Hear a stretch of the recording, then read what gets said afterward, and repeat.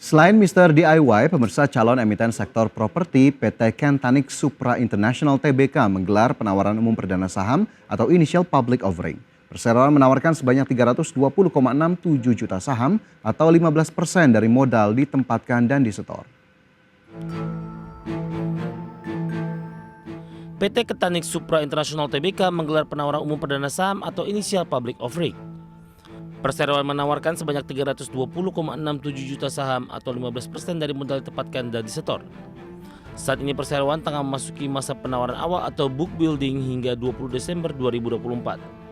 Harga yang ditawarkan berkisar 312 hingga 468 per saham, sehingga dana segar yang bakal dihimpun Perseroan hingga 150,07 miliar rupiah.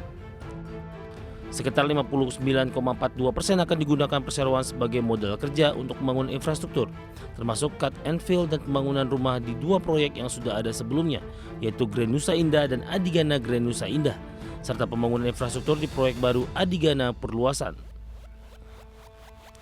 Sementara itu sekitar 27,84% akan digunakan Perseroan sebagai setoran modal kepada SPB dalam rangka modal kerja untuk pembangunan infrastruktur termasuk perataan tanah dan pembangunan rumah yang sudah ada sebelumnya, yaitu Villa Bogor Indah 6.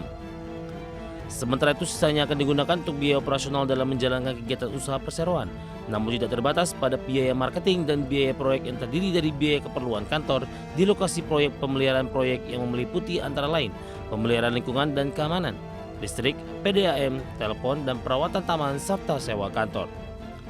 Mengutip prospektus IPO, manajemen mengatakan dari dana yang dihimpun, Perseroan akan melanjutkan proyek yang sudah ada sebelumnya dan akan melakukan pembangunan di atas tanah milik Perseroan, yaitu Grand Nusa Indah dan proyek Adigana GNI dan dimiliki SPB, yaitu proyek Villa Bogor Indah 6. Berbagai sumber ada di sini.